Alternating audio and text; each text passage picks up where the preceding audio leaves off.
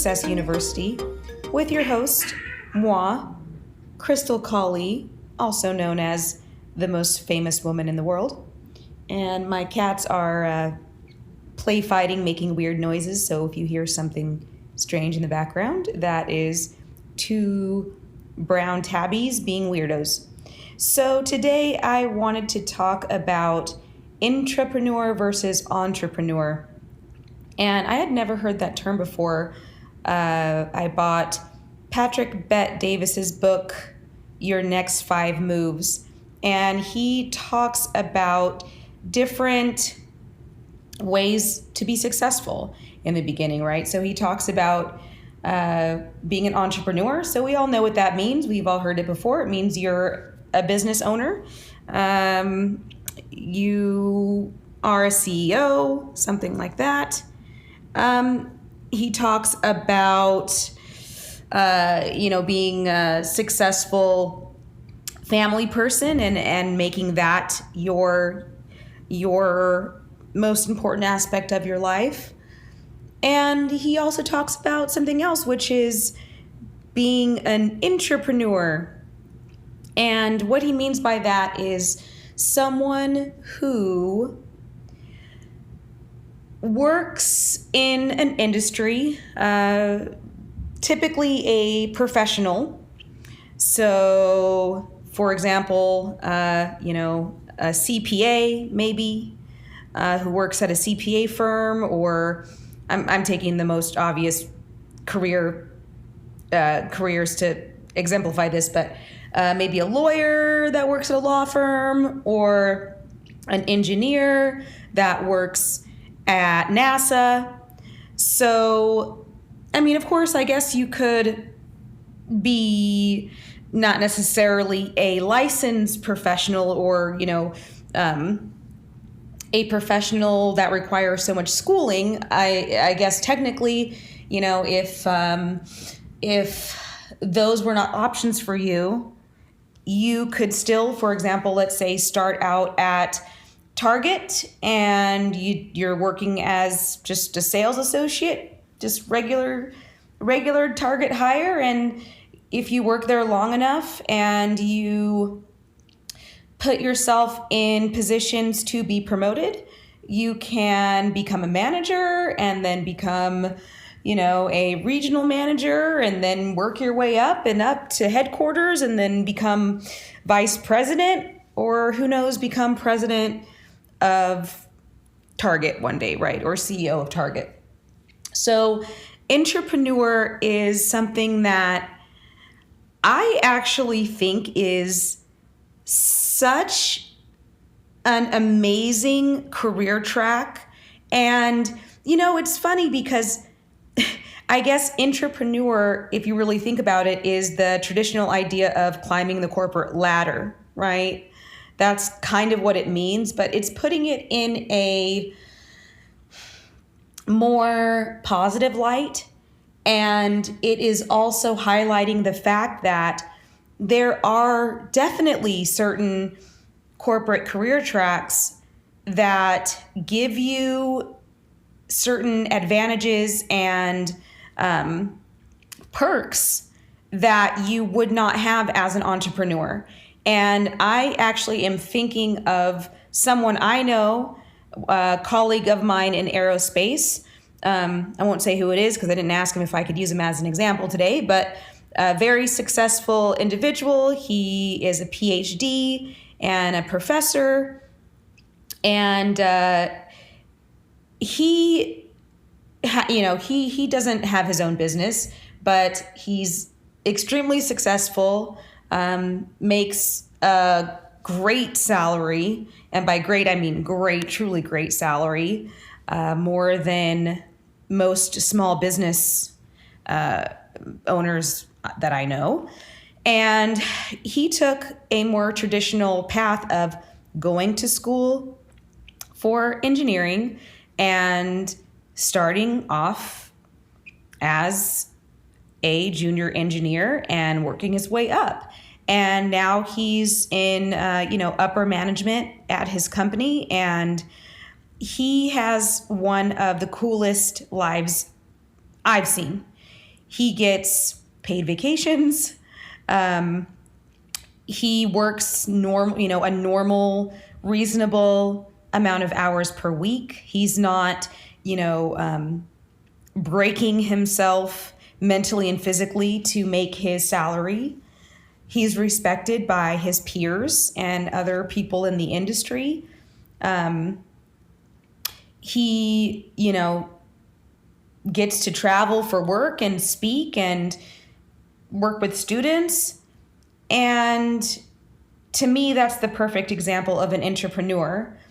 He also controls his own schedule to a large degree. So, he has certain advantages because he is in upper management to be able to, move meetings around and set the meetings according to his schedule. And, he's a project manager, so he can, that's exactly what it is. It's like he's the master of his domain within a very large corporation. And, but also he has this giant safety net because the company he works for is not going to go out of business anytime soon. It's not going out of business, definitely not going out of business in the next foreseeable future. And,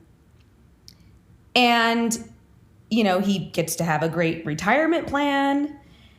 And all of those things are perks and advantages that a lot of entrepreneurs, business owners don't have. During COVID, even, for example, a lot of business owners had to just shut down and were not able to recover. Maybe you had a pizza shop, or you had a local retailer, or you had a bakery, and during COVID got shut down, finances went upside down, and next thing you know, you don't have a business anymore. And then what? Then what do? You have to start all over again and start a new business. Maybe you go online, but now you have to learn new skills, or maybe you have to go into an industry that you aren't familiar with and you have to learn everything all over again, right? So for me, I just want to put out there that although I am going to be talking a lot about small businesses or not even just small business, but business in general, just because that's my educational background, I do really promote the idea of finding alternative paths to the traditional model of success, or reframing that traditional model of success in a way that, that you can see things in that other people can't see. I hear so much negativity about the rat race and climbing the corporate ladder and all that stuff. But just thinking of my colleague that I just used as an example, I would die to have his life. His life is cool. Okay, maybe not die to have his life. I guess, I could have his life. I could go back to school for engineering and then just do the same thing. But, his life is cool, man. And he doesn't have any interest in owning his own business because why? Why would he want to make less money and have less of a safety net, right? So there's just so many different ways to be successful. And I know the title and the name of this podcast and YouTube channel is Success University. So I just want to give different examples of what that means, and different examples of, different income levels as well too, right? So when you think of success, I think a lot of people don't put an exact number on. I really need to learn how to turn off my notifications for this podcast. Sorry, guys. That was me, not you. And of course, it's spam. So we don't put a number usually to what we're thinking of in our mind as successful, but I really encourage you, and I'll probably make a podcast about this on its own, but I encourage you to go research realistic. Oh my God, my cats are going crazy, running up and down the stairs. I encourage you to look up data on realistic salary expectations for different industries, whether that is you wanting to open your own business. So if you want to open a restaurant in your area, I encourage you to actually go look at how much after taxes net profit you are actually going to make realistically in your area, and decide if that's enough for you. A lot of people don't realize that when you have your own business, you might be making more per year, but that's only because you're working more hours per year. So go look up how much per hour you're actually going to make if you go to school to be a CPA and you do the Intrapreneur thing. Go to school to be an engineer, do the Intrapreneur thing. Or how much money does a gym actually make for the principal owner or partners? And put a number to it, guys, before you start in on things and maybe get surprised. All right, until next time, remember to demonstrate excellence and bravery. The information provided in this podcast is for educational and entertainment purposes only and should not be construed as financial advice, investment advice, or medical advice. The host is not a financial advisor nor a medical doctor or licensed therapist. Any financial or medical decisions made based on the information in this podcast are made at the listener's own risk. It is recommended that listeners consult with licensed professionals such as CPAs, financial advisors, and licensed physicians before making any investment or medical decisions. The host and creators of this podcast accept no responsibility or liability for any loss or damages incurred as a result of the information provided in this podcast.